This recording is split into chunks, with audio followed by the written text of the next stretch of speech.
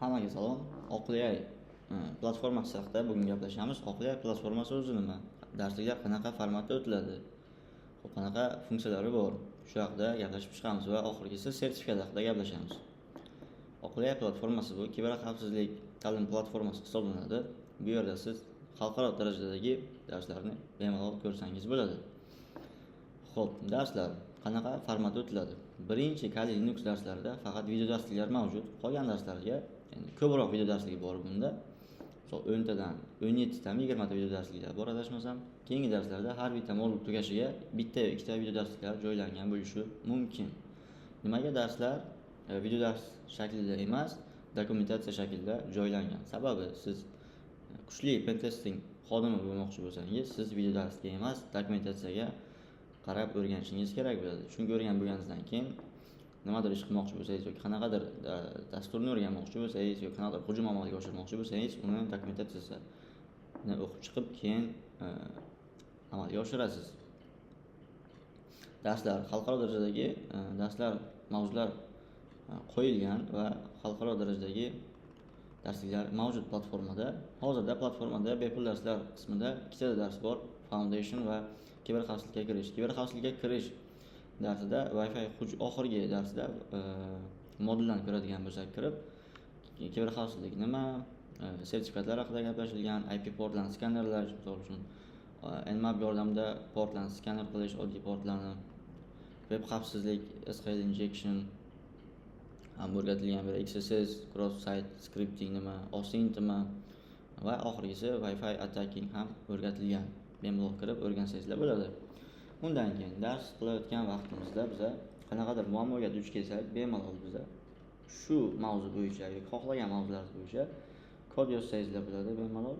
Undan keyin Neo AI ga o'zlaringiz savollaringizni bersangizlar bo'ladi. Bu bemalol sizlarga ustozlik qilib biladi. Keyingisi, har bitta dars tugatganimizdan keyin o'sha ana shu 8-dars tugatishni bossak, shu mavzu bo'yicha bizga AI nazorat ishga tushadi va shu mavzu bo'yicha 6 ta savol beradi. 6 ta savoldan biz 4 tasiga to'g'ri javob beradigan bo'lsak, keyingi darsga o'tishimiz mumkin. Agar javob bera olmasak, shu modulni qaytib o'qib chiqishimizni AI bizdan so'raydi. Bu nazorat albatta yaxshi. Keyingisi obuna qismi. Ya'ni obuna nimaga uncha arzon yoki nimaga uncha qimmat degan savol bo'lishi mumkin. Aslida obuna arzon. Hackbox yoki qanaqadir platformalarda obuna juda qimmat va biz O'zbekiston sharoitidan kelib chiqib obunani 100 ming so'm, 1 oylik obunani 100 ming qilishga qaror qildik va 3 oylik obunani oldindan sotib olsangiz bo'ladi yoki 8 oylikni oldindan sotib olsangiz bo'ladi bemalol. 1 oylik obuna sotib olganingizdan keyin platformani barcha pullik darslarga kirish imkoniyatiga egasizlar va oxirida sertifikat olasizlar. OSI degan sertifikatimiz bor. Shu sertifikat beriladi platforma tomonidan. Ya'ni imtihon uchun vaucher sotib olish kerak emas. Xo'p, keyingisi bu Bug Bounty. Bug Bounty o'zi nima? Dasturi. Platformada Bug Bounty bor.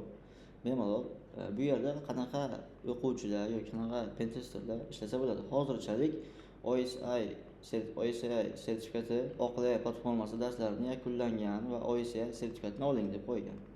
OSI sertifikatiga ega bo'lgan pentesterlar bemalol bu dasturdan foydalansa bo'ladi. Xo'p, nimaga Oqlaydagi Bug Bounty dasturi? Sababi 100% tekshirilgan kompaniyalar 7 kunda maksimal to'lov muddati va 24/7 qo'llab-quvvatlash mavjud o'zbek tilida. Yana platforma imkoniyatlaridan biri CTF, bu laboratoriya. Hozircha laboratoriya ishga tushirilmagan, tez orada ishga tushadi. Agar siz bu videoni 1 oydan yoki 1 yildan ko'radigan bo'lsangiz, o'sha laboratoriyalar ishlab turibdi. Laboratoriya ishlasangizlar bo'ladi va masalalar ishlasangizlar bo'ladi.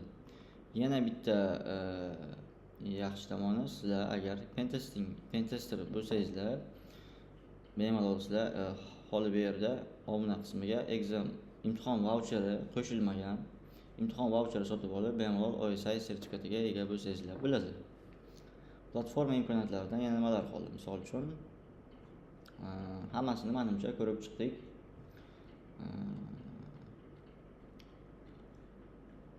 Xo'p, Kali Linuxga keladigan bo'lsak, ikkinchi darsda video darslik mavjud. Uchinchi dars, to'rtinchi darsda video darslik mavjud, uchinchi darsda ham mavjud, beshinchi darsda ham mavjud, oltinchi, 7, 7, xo'sh, 10-chi darsda bor, 12-chi darsda bor, 14-chi darsda bor.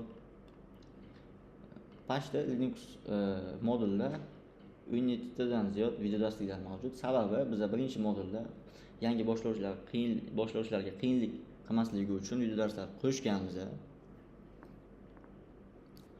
Undan keyin obuna sotib olganlaringizdan keyin sizlar o'qiyotgan vaqtlaringizda xohlasangizlar AI ishlatsangizlar bo'ladi.